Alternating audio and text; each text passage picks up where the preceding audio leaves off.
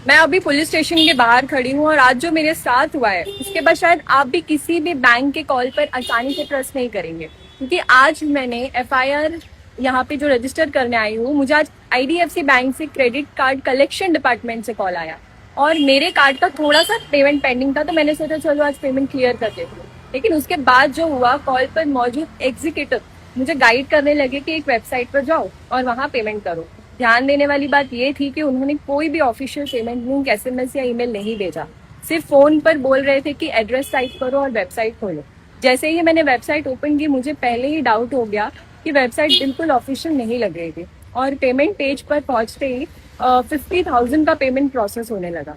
मैं तुरंत मैंने मतलब इस बात को तुरंत समझ गया कि बहुत गलत हो रहा है कुछ, और मैंने पेमेंट को रोक दिया।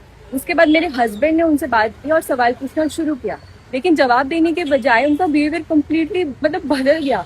वो रूड हो गए, अनप्रोफेशनल हो गए और बात को घुमाकर सिर्फ पेमेंट की डिमांड करने लगे।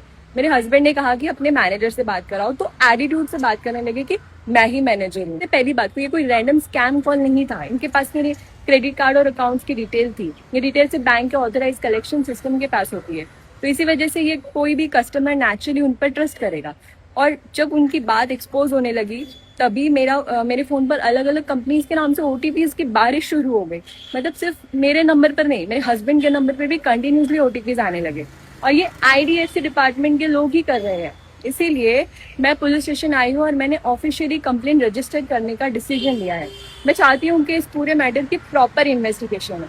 अगर कोई बैंक के नाम से मिसयूज कर रहा है तो उसको पकड़ा जाना चाहिए, और अगर किसी ऑथराइज सिस्टम के अंदर भी ये सब हो रहा है तो उसकी भी जांच होनी चाहिए। क्योंकि मेरे पास एक नाम भी है जो उन्होंने बताया था, जानवी सिंह करके। बाद में एक लड़के ने कॉल ले लिया क्योंकि वो शायद सिचुएशन हैंडल नहीं कर पा रही थी। मुझे नहीं पता ये लोग कौन है, लेकिन जो भी है, इस पूरे रैकेट की इन्वेस्टिगेशन होनी चाहिए। और मैं ये वीडियो सिर्फ अपने लिए नहीं बना रही, क्योंकि मैं एक टीचर हूँ, मेरे हस्बैंड एक प्रोफेसर है। अगर हमारे साथ बैंक के नाम पर ऐसा अटेम्प्ट हो सकता है, तो सोचिए उन लोगों के साथ क्या होगा जो टेक्नोलॉजी या ऑनलाइन फ्रॉड के बारे में ज्यादा नहीं जानते। और आज मेरी एक रिक्वेस्ट है कि कभी भी किसी को बैंक के नाम पे सिर्फ ऐसे ट्रस्ट मत करिए, अपने डिटेल्स शेयर मत करिए। किसी के भी पेमेंट देने से पहले वेरीफाई करिए या खुद बैंक विजिट कर लीजिए। कोई बात नहीं, थोड़ा सा टाइम लग जाएगा, but you will be safe. और ऐसा कुछ होता है तो उसकी कंप्लेन जरूर करिए, चुप मत बैठिए, आवाज उठाइए, क्योंकि आज ये मेरे साथ हुआ है, कल किसी और के साथ भी हो सकता है।